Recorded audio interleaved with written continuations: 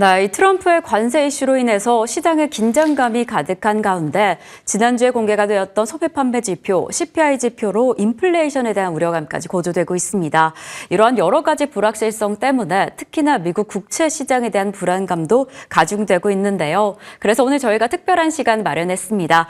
국채 투자에 대한 해안, 그리고 국채 시장, 채권 시장을 제대로 분석해 보겠습니다. 오늘 이분 모시고 함께 이야기 나눠볼게요. GB투자자문의 마경환 대표님 나와주셨습니다. 대표님 어서 오세요. 네, 안녕하세요. 네, 저희 대표님과 함께 또 오늘 국채 시장에 대한 이야기 자세히 좀 나눠보겠습니다. 우선 지금 물가 상황에 대한 이슈를 빼놓을 수가 없는데 이러한 물가 상황이 채권에 어떠한 영향을 미치게 될지 좀 궁금합니다. 아무래도 지난주에 CPI가 발표되면서 그 3%대라는 물가 지표 자체가 시장에 좀 부담감을 가중했습니다. 참 이 물가가 도통 잡히지 않으면서 이 금리 인하 시기를 잡기도 어려운데요. 그 예상하기도 어려운 이런 상황 속에서 이러한 물가 상황, 이 채권 시장에 미치는 영향을 어떻게 좀 보면 좋을까요? 일단은 보통 이제 채권 금리를 볼 때는 크게 두 가지를 봐야 되는데요. 첫 번째는 아까 방금 이제 앵커님 지적하신 대로 물가, 인플레이션을 측정하는 물가가 중요할 것 같고 두 번째로는 이제 경제의 어떤 전망, 경제 상황 이 두 가지가 이제 채권 금리에 가장 중요한 영향을 미치는 변수인데 그 중에서도 최근에 화두가 되고 있는 거는 이제 도널드 트럼프의 관세 정책으로 인해서 물가의 불확실성이 커지면서 이제 그 부분이 중요할 텐데 일단은 이제 제가 항상 도널드 트럼프의 관세 정책 관련해서는 제가 이렇게 말씀을 드려요. 결론부터 말씀드리면은 단기적으로는 인플레이션을 좀 유발하는 정책이 될 것이나 그러나 중기적으로 본다고 하면은 오히려 경제의 디플레이션 압력이 강해질 거라고 보는 거고요. 실제로 이제 이번 달, 그러니까 그런 상황이고, 그리고 이제 이제 지난주에 발표됐던 이제 코어 CPI 근원 물가가 3%를 도달했는데, 근데 이제 여러분들이 우리 시청자님들이 보실 때 앞으로 적어도 한 짧게는 서너 달, 길게는 한 5, 6개월 정도는 물가가 시장 예상했던 것보다는 좀 세게 나올 거라고 생각하시고 너무 놀라지 마세요. 그렇게 이제 물가가 조금 생각보다 조금은 높게, 적어도 최소한 2, 3개월은 높게 나올 거라고 보는 견해는 크게 두 가지인데, 방금 이제 말씀드린 도널드 트럼프 효과를 제외하고, 오늘 첫 번째로 우리가 이번 달 포함해서 향후 몇 달 동안에 조금 높게 나올 수 있는 게 보는 견해는 뭐냐면은, 미국의 물가가 지난 몇 년간 보면은 분기 물가를 본다고 하면은 1분기 물가가 항상 높았어요. 지금 화면에 보시는 바처럼 지금, 1년에 4분기 중에서 1분기 물가가 계절성 효과로 항상 가장 높았고, 금년에도 이제 요번, 지난주에 발표됐던 게 1월 달 물가지 않습니까? 그러면은 분기로 본다고 하면은 1월, 2월, 3월일 것이고, 실제로 발표되는 시점을 본다면 2월, 3월, 4월이 물가가 높게 나온다는 뜻이죠. 그렇기 때문에 거기에 해당되는 구간이 지금 이제 현재 구간이 됐기 때문에 향후 한 두세 달 정도는 물가가 좀 어떤 계절성 효과로 높아진다는 걸 염두에 두시고요. 그러나 하나 더 말씀드리면은, 근데 그 4분기 중에서 1분기 이후에는 물가가 항상 보시면 더 낮아졌더라. 그런 거 측면. 그래서 계절성 효과로 이번에 높아졌다는 측면이 있고, 두 번째로는 관세 효과이죠. 관세 효과가 이제 이미 관세가 이제 시작이 되었는데, 통상적으로 이제 뭐 물가 데이터 안에 보면은 예를 들면은 쉘터 주거 부분이라든지 뭐 다양한 부분들이 있는데, 그 중에서도 우리가 관세를 초기 시작하게 되면 아무래도 수입하는 상품 물가가 좀 높아집니다.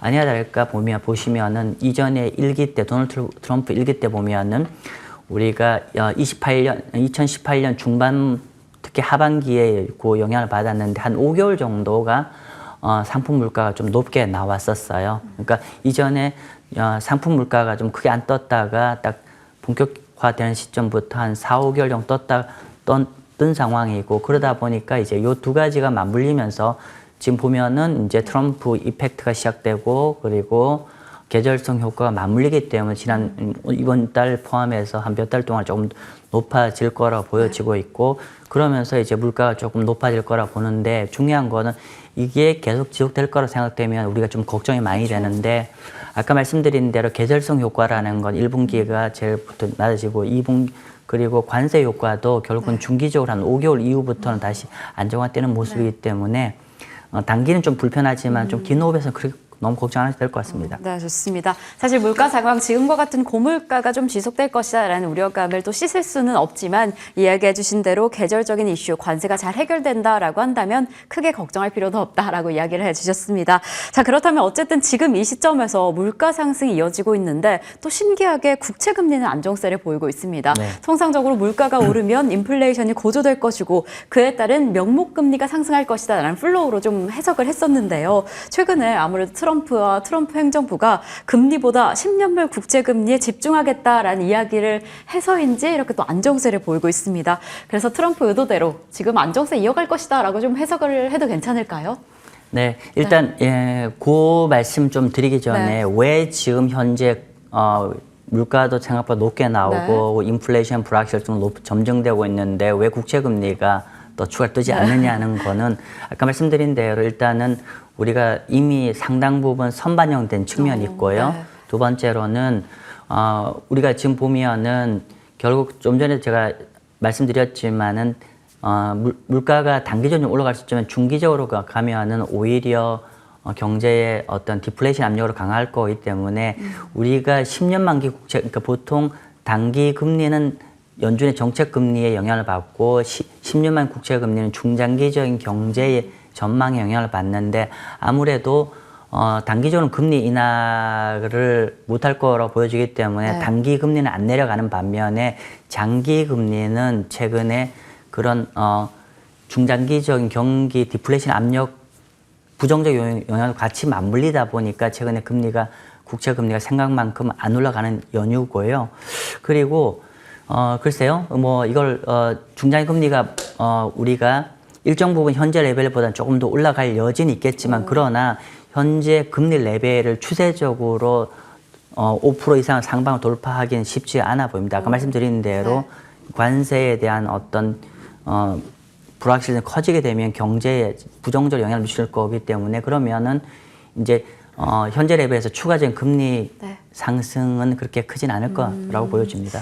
자, 그렇다면 이 시점에서 투자 포인트 어떻게 잡아가야 될까? 지금 단기채, 장기채 가운데 어떤 쪽 투자가 조금 더 유망할까요? 뭐 좀 표현이 좀 그렇습니다만은 일단은 최근에 이제 연준이 금년에 금리 인하 가능성이 거의 낮아지면서 그러니까 금리 인하 가능성이 낮아지면 단기 금리가 올라갑니다. 그래서 현재 단기 금리가 미국 단기 금리가 4% 이상이기 때문에 사실은 그 자체로 활용하셔도 좋습니다. 한국의 예금금리가 더 높죠. 그래서 단기 금리도 우리가 투자하는 것도 매력적인데 근데 문제는 이제 우리나라 분들이 장기채에 대해서 너무 두려움이 있어요. 많은 분들이 5% 6% 올라갈 거란 우려감이 있는데 사실 그렇게 많이 걱정하지 않으셔도 될 것 같고 오히려 장기채 현재 4.4% 중반 미국 국채 4% 중반대면은 장기채도 일정 부분 여러분의 포트폴리오에 넣으셔도 괜찮은 레벨이다. 정리를 하면 단기, 장기 모두 다 현재는 괜찮은 구간에 들어와 있다라고 판단합니다. 네, 확실히 이렇게 또 긴장감을 안도시켜주시는 대표님의 이야기를 해주셨는데 그렇다면 지금 우리 개인 투자자분들,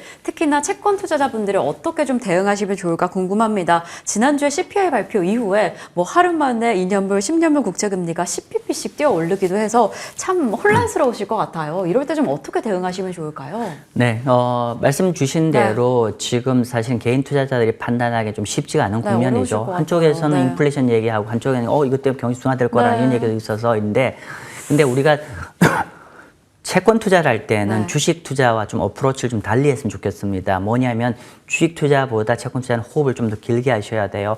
호흡을 길게 하시면 현재 금리가 불편하지 않아요. 왜냐하면 우리가 10년만 국채 금리도 지금 단기적으로는 인플레이션 때문에 좀 올라갈 여지는 있겠지만은 사실 한 1년 이렇게 본다고 하면은 현재 금리 레벨은 2000년 초반 이후에 가장 10년 국채 금리 기준으로 높은 레벨이기 때문에 충분히 매력적이고요. 그래서 기본적으로 호흡을 한 1년 이상 좀 긴 호흡으로 가고 투자를 접근하라는 거고 그리고 한 종목에 몰빵하지 않으시면 좋겠어요. 즉 채권을 포트폴리오로 단기와 장기를 같이 좀 들고 갔으면 좋겠고요.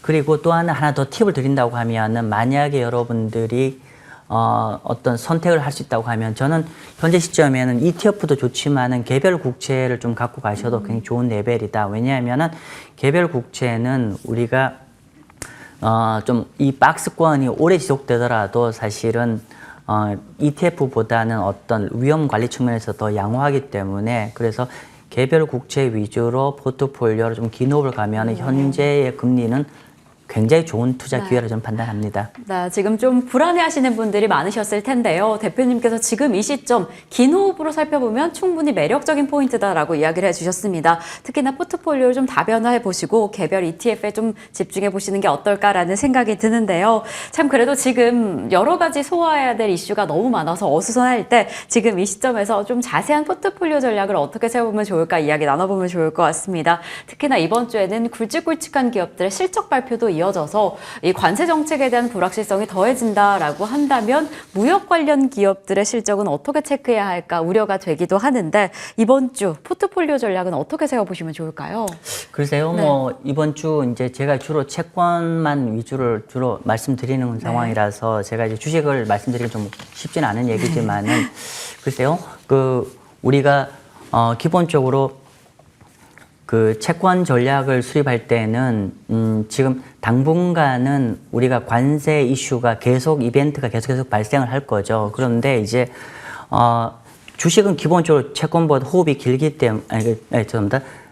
채권 주식보다 호흡이 길기 때문에 언제 이번 주에 발생되는 어떤 이벤트가 향후 경제에 어떤 영향을 미칠 것인가인데 지금 보면은 예를 들면은 우리가 관세 정책이 계속 나올 건데 근데 이제 우리가 어떤 표피적인 거에 너무 휘둘리지 않았으면 좋겠어요. 그러니까 이게 우리가 오늘은 이 이벤트 알루미늄에다가 관세를 피고 내일은 자동차에다가 마시고 이렇게 되지만은 사실은 우리가 단기적 시각보다는 이 내용에 대해서 어떤 중장기적으로 경제에 어떤 영향을 줄 것인가에 좀 더 고민한다고 하면은 그렇게 두려움을 안 가지셔도 되지 않을까.